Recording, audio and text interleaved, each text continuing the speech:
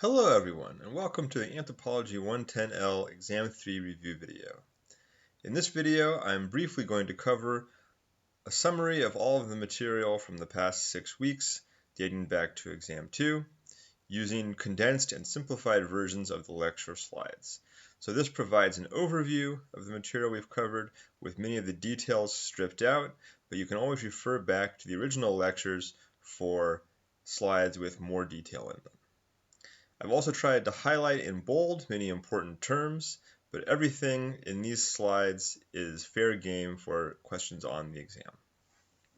And we'll try to keep this as brief as possible because there's a lot of material to go over. So, let's begin. We've covered 6 modules. Those modules are Introduction to Primates, Primate Behavior, Comparative Primate Anatomy, Identifying the Human Lineage, Early members of the human lineage, and finally the members of the genus Homo. We started by looking at the biological species concept. So what is a species? A group of organisms that can breed together and produce viable offspring. This gets muddied when we start looking at fossil humans because there are many species that appear to have bred together and produced viable offspring, not least Homo sapiens and Neanderthals. So consider how our understanding of fossil humans does or doesn't work with the species concept. Then we looked at analogous versus homologous characters. Analogous characters are adaptations that are functionally similar but morphologically different and may not be related to each other. Homologous characters exist because the species that have them have a common ancestor. So we have similar arm structure to many other primates because we have a similar ancestor, and we have brachiation adaptations even though we ourselves are no longer brachiators. Then, what specifically defines a primate? We have a large number of features in common with other primates. A lot of them have to do with the hands and the arms.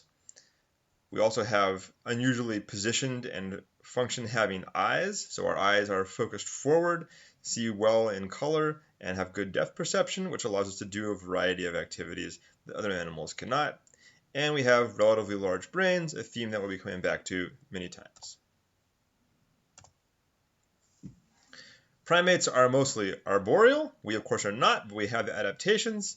They have a generalized diet. Ours is the most generalized, but all primates have generalized diet to some degree. They're diurnal, they're social, they learn from their parents, they have single offspring, and they have long juvenile periods. Remember that we are primates, so if you don't remember what defines a primate, just think about what we do, because that's what primates do. This slide is super important. It's the family tree of primates. All of the terms under each box are the important characteristics of that class of primates, and a good exam question would simply be to pick one of these boxes and ask you to reproduce one or more of the points underneath them. So if you had to just memorize a slide, this is the one that I would memorize. Then we looked at the various classes in detail. So these slides are here mostly for you to use as notes, as flashcards. Lorises, their defining traits are the dental comb and the post-orbital bar. Lemurs, found only on Madagascar. Like lorises, they also have a rhinarium and a dental comb. Tarsiers have no dental comb, no rhinarium, and closed bony orbits instead of the post-orbital bar.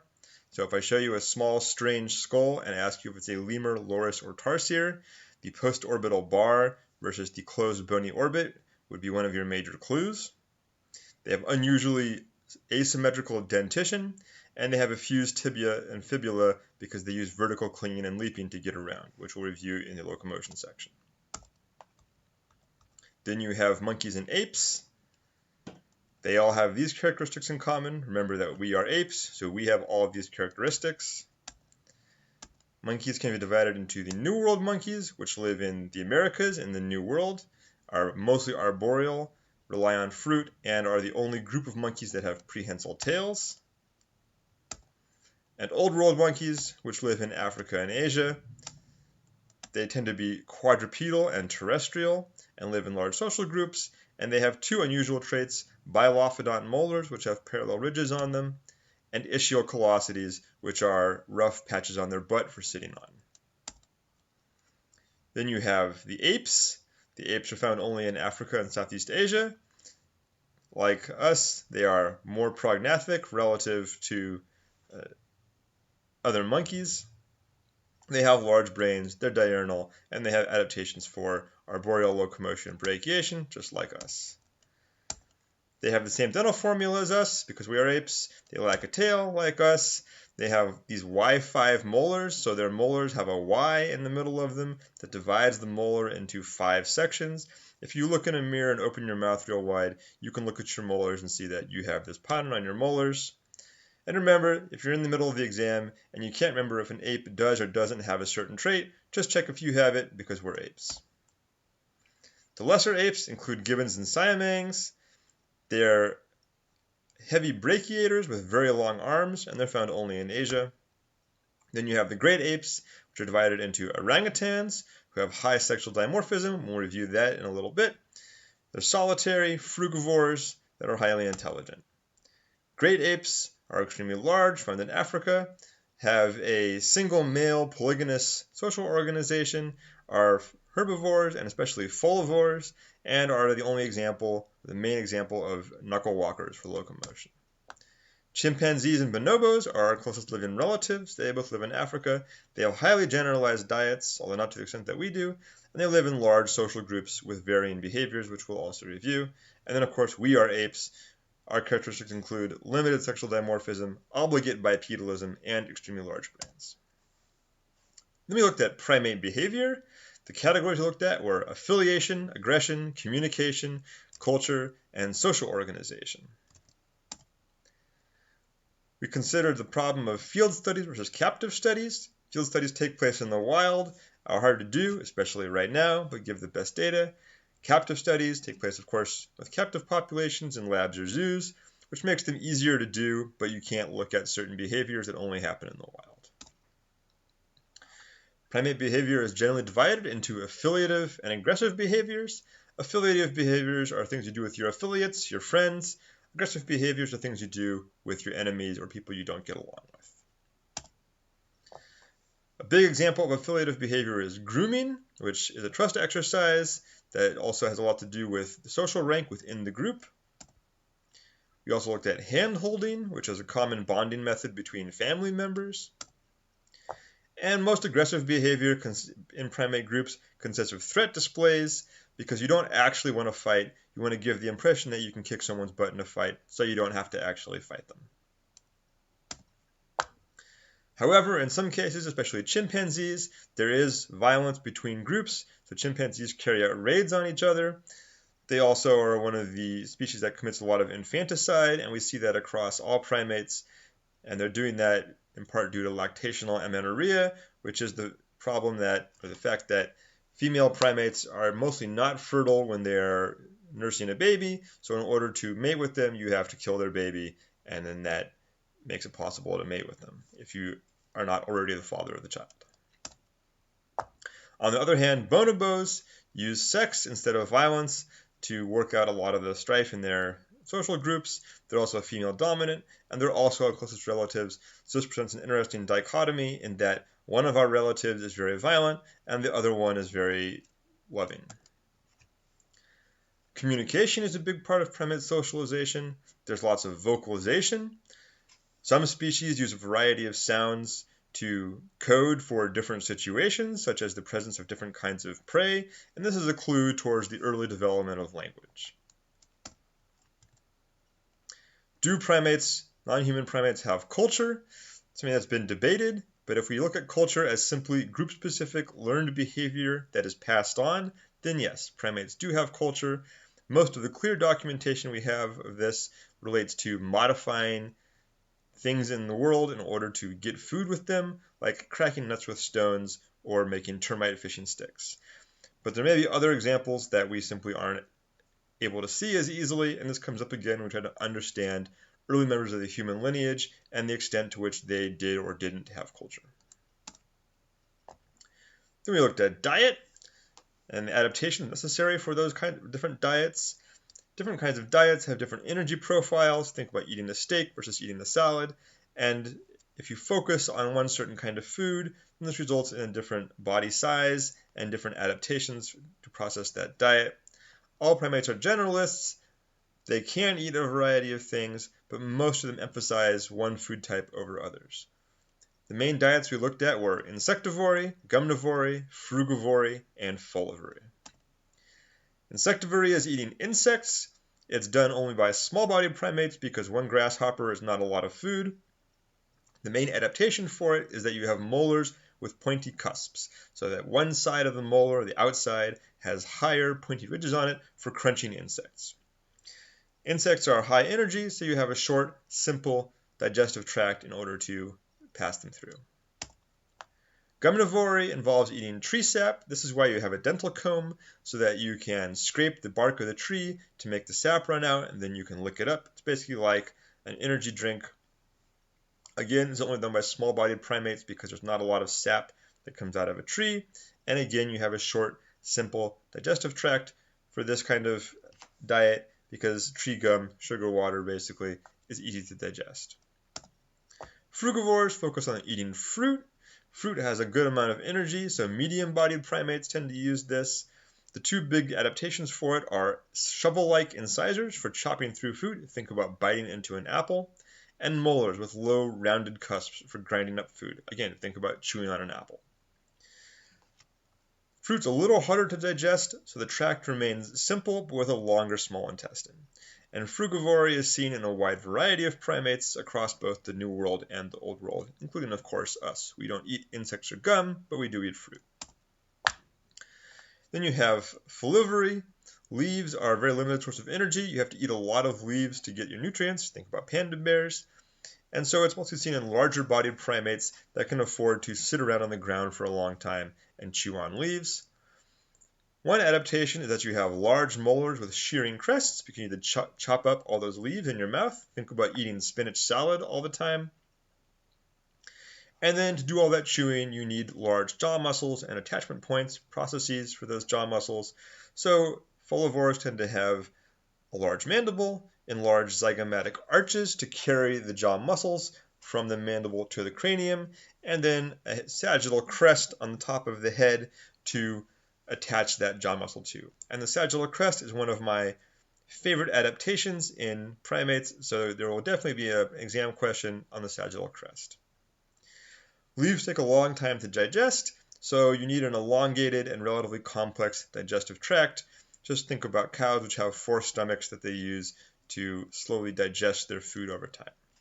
And the main folivore is the gorilla, but some Old World monkeys and the howler monkey in the New World are also folivores. Then we looked at locomotion and locomotor adaptations. The way that you get around determines how your body is shaped. We looked at 6 types of primate locomotion: vertical clinging and leaping, brachiation, semi-brachiation, arboreal quadrupedalism, terrestrial quadrupedalism, and knuckle-walking. Vertical clinging and leaping is seen only in the strepsirrhines and tarsiers. You do this by clinging on the trees and then pushing off really hard with your legs and jumping to the next tree. To do that, you need long arms and long grasping fingers so you can grab onto trees, and you need long feet and big ankle bones in order to propel yourself and then absorb the impact of landing on the next tree.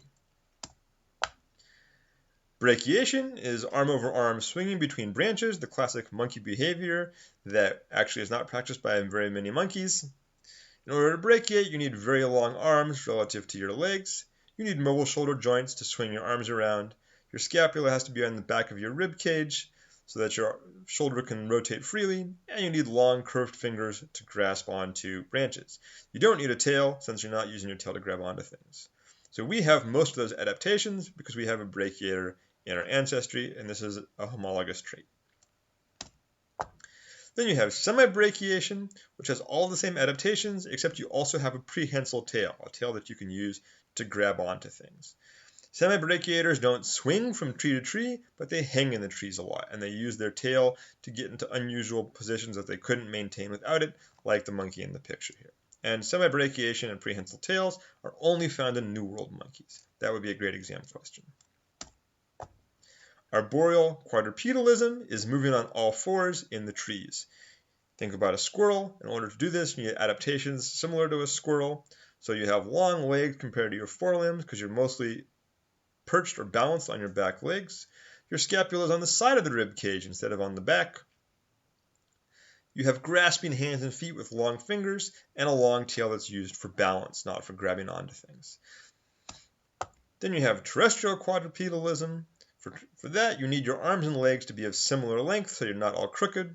Again, your scapula is on the side of the rib cage. You have short fingers because you're only using them to hold yourself up on the ground. You don't need a tail for balance because you can always just sit down or fall over, so the tail tends to be much shorter. And this is mostly seen in old world monkeys, and they have many traits that are analogous to other terrestrial quadrupeds like dogs, bears, cows, and so forth. And then you have knuckle walking. Knuckle walkers walk on all fours, but with the weight of their body on their knuckles, so on here, not on here like with terrestrial quadrupeds. For this, again, you need long arms relative to legs because you're not always in this position. You often are sitting or even standing a little bit. You need mobile shoulder joints. Your scapula is on the back of your rib cage, and your fingers have to be not only long and curved, but also very robust. This is mostly seen in gorillas, but chimpanzees also knuckle walk a little bit. Okay, then we looked at primate social organization. The main point here is that different kinds of primates have different kinds of social hierarchies. They can often be quite complex. The groups can be large with complicated relations within them, and we looked at 5 types of social hierarchy, which are solitary organization, monogamous groups, polyandrous groups, polygynous groups, which can have either one or multiple males, and bachelor groups. To review those, solitary is solitary. Each adult spends most of their time alone. One adult male will have a territory overlapping with that of multiple females that he seeks out to mate. Orangutans are the prime example. Then you have monogamous groups where males and females pair off and then live in a small family unit with their offspring. Humans would be a typical example of this. Then you have polyandrous groups where you have one female with multiple male mates, and they live with all the offspring from those different male mates. Golden lion tamarins are the primary example of this. Then you have polygynous groups where there are multiple adult females for each male. That can be single male polygamy, where one male basically controls a group of females and their offspring and pushes other males out. Gorillas are the primary example. And multiple male polygamy, where you have multiple adult males and multiple adult females, but more females than males. The males mate preferentially with certain females, and all of their offspring live together. Baboons are the prime example of this.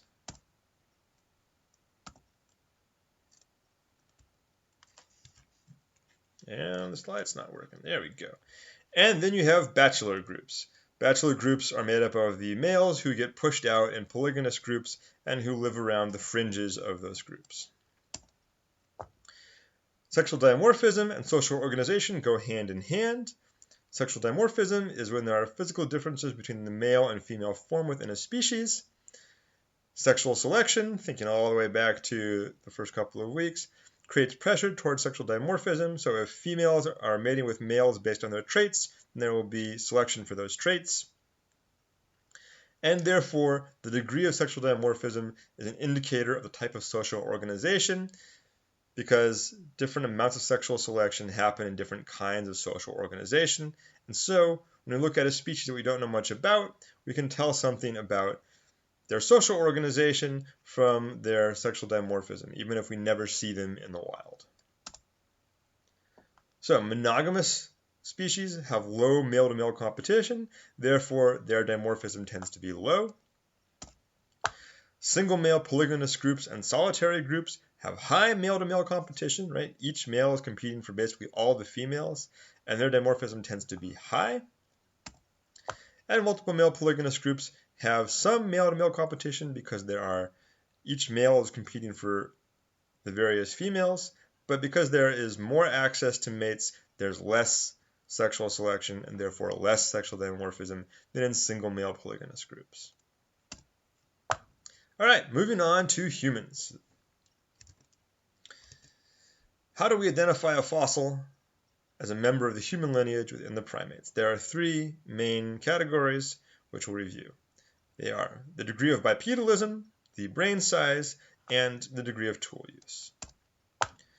We estimate brain size by looking at cranial capacity. So when we look at the various human ancestors, we look at their cranial capacity.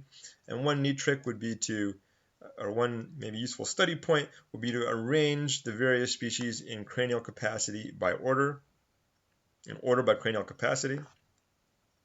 We're not just interested in raw brain size because, of course, elephants have big brains and we're smarter than them.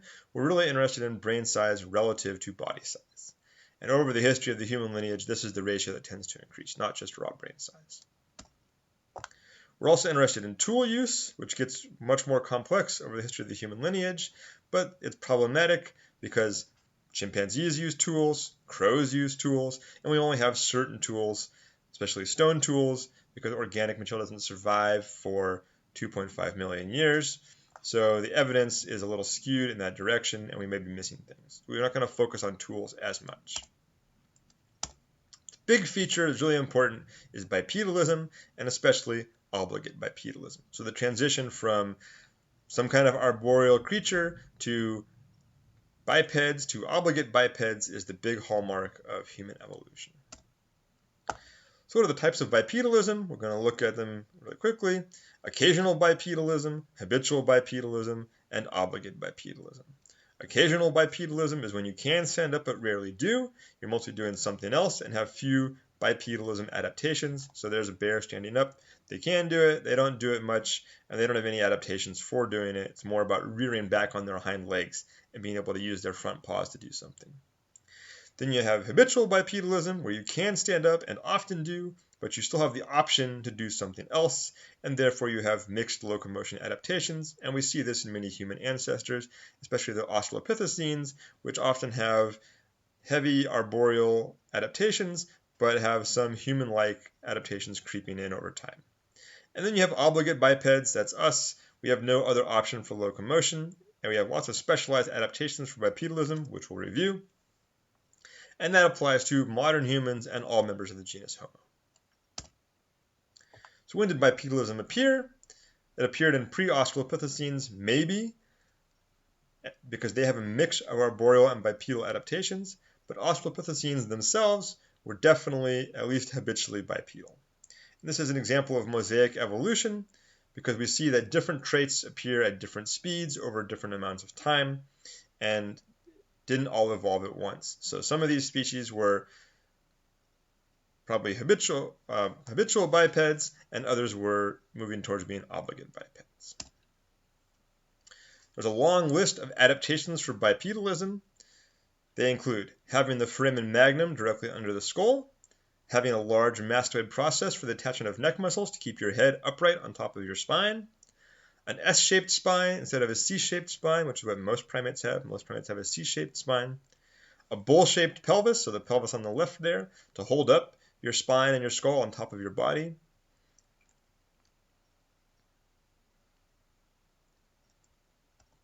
Ignore the elongated things on the next slide. Elongated lower limbs, so our legs are relatively long compared to a chimpanzee. An inward slanting femur, an arch on the bottom of your foot, short toes because we're not grasping anything unlike the chimpanzee foot here, a non-divergent hallux, so our big toe is in line with our smaller toes unlike the chimpanzee, and a robust calcaneus. Our heel bone is very large, we put a lot of impact on it. Why did bipedalism evolve? There are four theories. I won't go over them here, I'll use these as flashcards. There's the savanna hypothesis, which is about moving out onto the savanna and using bipedal movement out there. The provisioning hypothesis, which is about being able to walk on hind legs while carrying fruit in your front hands. The thermoregulatory hypothesis, which is about it being cooler and less liable to sunburn when standing up. And the endurance running hypothesis, which involves the idea that we were able to hunt better by walking and running. All of these have counter-arguments, and each of these slides would be a good review flashcard, because a good question on the exam would be, describe one of the theories for the development of bipedalism, and then give a reason why it might be incorrect. So let's look at the human lineage. We start with the Pre-Australopithecines. These were probably habitual bipeds because we see some of those traits in their fragmentary fossil skeletons. However, they lived in forested environments, which is a challenge to some of the bipedalism hypotheses that we just looked at. The earliest Pre-Australopithecines are Sahelanthropus chadensis, which has a foramen magnum more towards the back of the skull, so it's probably habitually bipedal and not an obligate, and Aurorantuganensis, which has an inward angled femur, but its teeth are more similar to non-human apes. So again, this is mosaic evolution. We have an ape probably that is starting to stand up more. Then we have Ardipithecus ramidus. Ardipithecus ramidus is our first certain ancestor. It's to 4.4 million years ago, and it has that mix of bipedal and arboreal traits. So feet are partially arboreal and partially bipedal. Arms and fingers are arboreal. Torso is bipedal. And again, this is mosaic evolution. From there, we move to the Australopithecines. These are definitely our ancestors. They cover the span of 4 to 1 million years ago, and they can be characterized as generally ape-like, but with larger cranial capacity and being habitually bipedal. Again, with that mix of arboreal and bipedal adaptations. The Australopithecines are divided into the gracile and robust groups. The gracile Australopithecines are relatively small, like chimpanzees, and there are 3 species you have to know: afarensis, africanus, and garhi. Afarensis is the earliest one.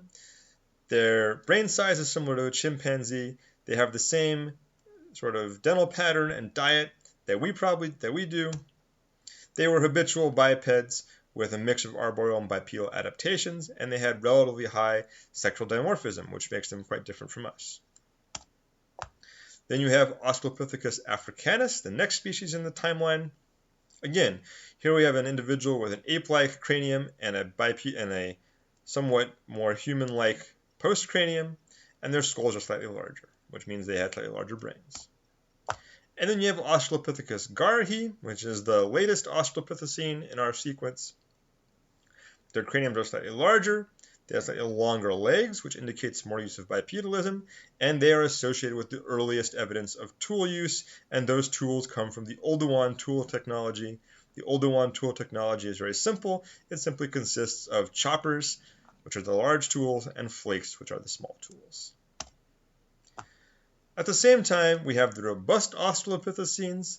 The robust Australopithecines are characterized mostly by much larger skulls and skull features. They have larger mandibles, larger teeth, and everything about them indicates that their diet required lots of chewing, like a folivore. The 4 characteristics you see the most are their large mandibles, their sagittal crests, remember that I love sagittal crests, their large flaring zygomatic arches, and their flat face. Again, think back to gorillas. And these guys went extinct. They are basically an evolutionary dead end. They appear to all have died out about 1 million years ago. There are 2 species of robust Australopithecine you need to know. The first is Australopithecus aethiopicus.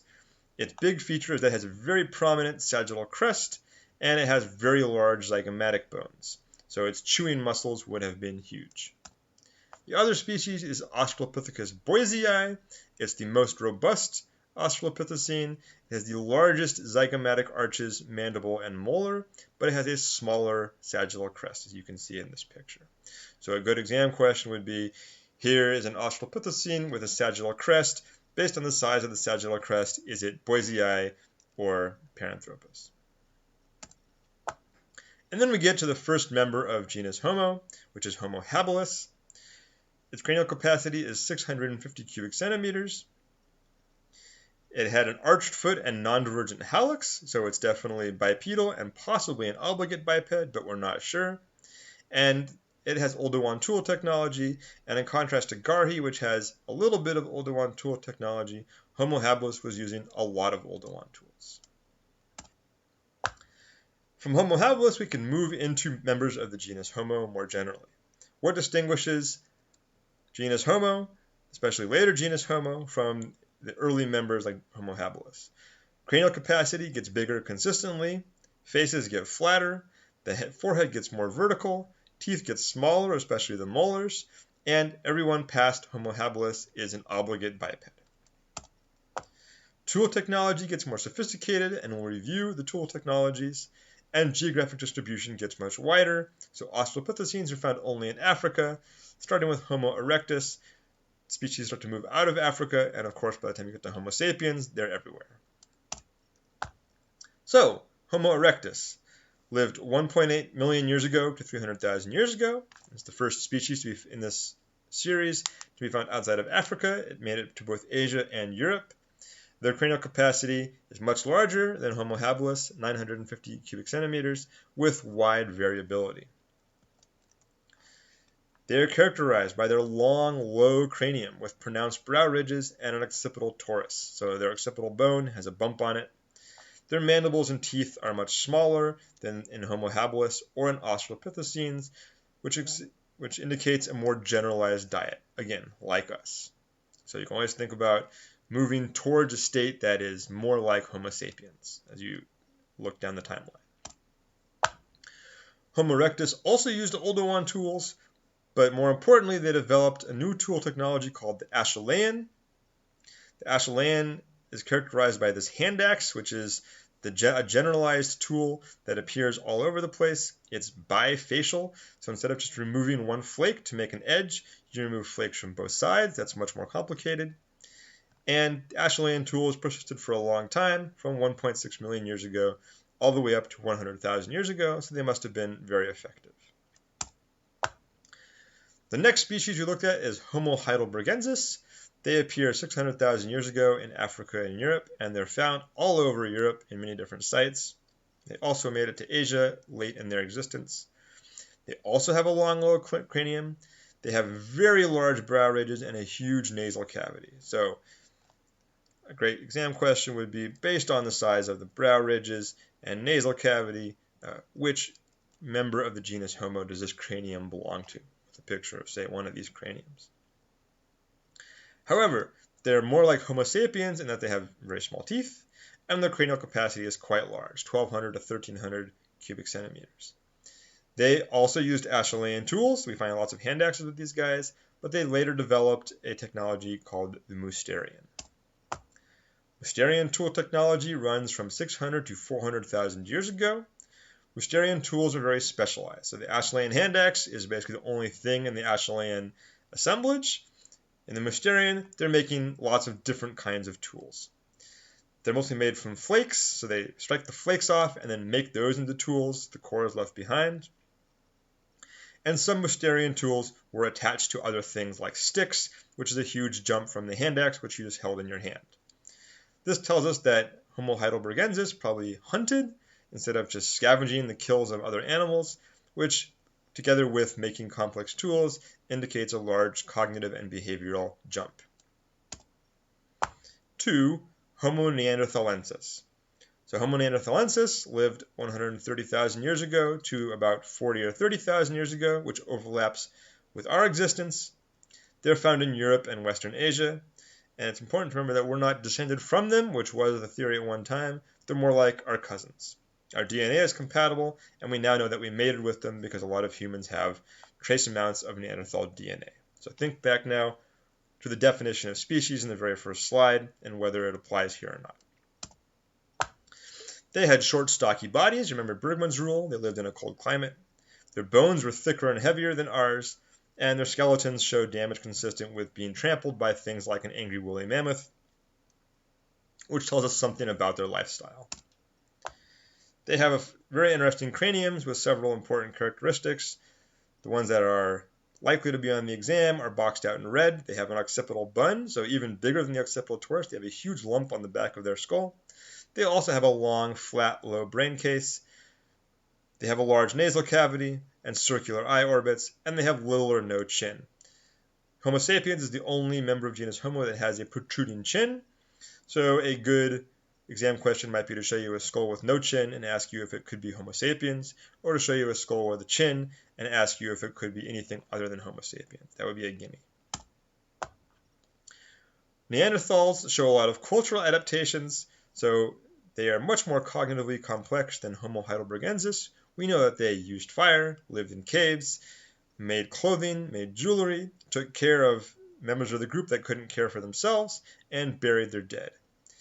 They had the capacity for language based on the presence of a gene, the FOXP2 gene, for coding language, and the hyoid bone for making sounds with your tongue. But we don't actually know if they had language because we can't tell that from fossil evidence. Their relatively short legs means they probably weren't persistence hunters or runners like we are, and that may have given us an advantage, which is important in the next slide. Then you come to Homo sapiens. So that's us.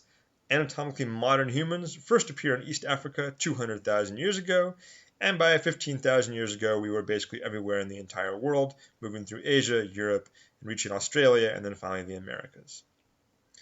We have some unique features that set us apart from earlier members of the genus Homo. We have the most gracile and flattest faces of all members of genus Homo. We barely have brow ridges at all. We have tiny little teeth. We have that chin. Our forehead is very high and vertical with a large cranial capacity, 1,350 cubic centimeters. The occipital bun or torus goes away, and we have, of course, the most generalized diet. With the appearance of Homo sapiens, we have the Upper Paleolithic tool technology, in which elongated flakes are carefully removed and turned into blades. The toolkit is even more specialized than the Mousterian toolkit, and we see the appearance of something called the Levallois technique, which involves striking blades from a prepared core so that you always have a source of tools handy. We also see the use of other materials besides stone, but again, that may be due to preservation bias because things like bone and wood only preserve for a limited amount of time. That lines up with the amount of time we've been around. Homo sapiens are even more culturally complex than Neanderthals with all the things that you and I can do. They are cognitively the same as us, just with less technological development. So they had complex clothing. They had complex shelter like houses, not just caves. They had ritual burial, so burying people with stuff in their graves. They made symbolic objects like statues. They were painting on the walls of caves and so forth.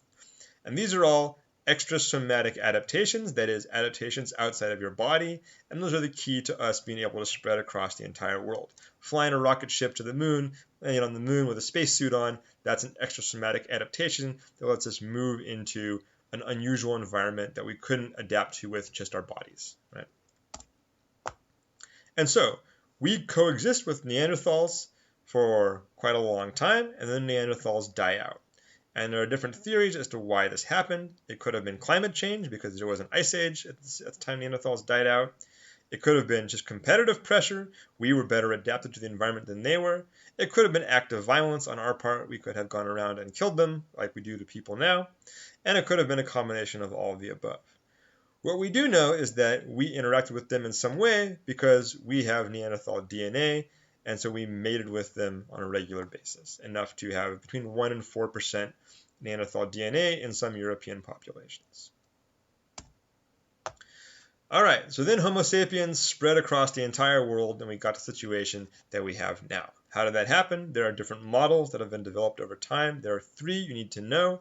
2 of them are probably not correct anymore, but they are the basis for the 3rd model. So you need to know all 3. The first model is the replacement model. The replacement model argues that Homo sapiens evolved in Africa, which we know is true, and then spread out across the world and replaced everybody by killing them or outcompeting them without really breeding with them. And that then all the variation in modern human populations was not explained by interacting with other species, but was the product of recent evolution. We know now this is not correct because the DNA analysis shows us that we did interbreed with other species. Then there's the multi-regional model. This argues that Homo erectus spread across the world and then evolved into various different members of genus Homo, but those populations were similar enough to interbreed, and through gene flow they all turned into Homo sapiens. This also doesn't fit with the DNA evidence. And finally, you have the assimilation model. This is the one that we currently think is right. Homo sapiens did evolve in Africa and spread out to other regions where there was already Homo erectus and other members of genus Homo. but we did interbreed with them, and then they all went extinct, or maybe were assimilated. And this does line up with both the DNA model and the archaeological evidence, so we think this one is correct for now. Finally, there are lots of new species constantly being found in the genus Homo. Here are 3 examples. Homo floresiensis, which is in Indonesia. They have a very Homo sapiens-like skull, but they're tiny, like an Australopithecine. This may be a product of island dwarfism, and they definitely had tools and were hunting. Denisovans, which are found in Siberia and Tibet, they have complex culture and tools, and their DNA shows up in certain Homo sapiens populations in Asia, and so they might be like Neanderthals, but a different species in Asia. And Homo naledi in South Africa, which has a mix of Australopithecine and Homo sapiens traits, so again, mosaic evolution, and the date of their existence is uncertain. The main point here is that we don't know everything about the human lineage, and in fact, we're finding new evidence all the time. So a hard exam question might be something along the lines of, is our knowledge of the history of Homo sapiens complete? If so, why? And if not, why not? And the answer would be to discuss one or more of these species and the general state of knowledge. That would be a very advanced question, but it's something that I might consider putting in. So, good luck on the exam. I know this semester has been unusual and tough. You've all done very well. If you have time, you've probably gotten an email about doing a class evaluation.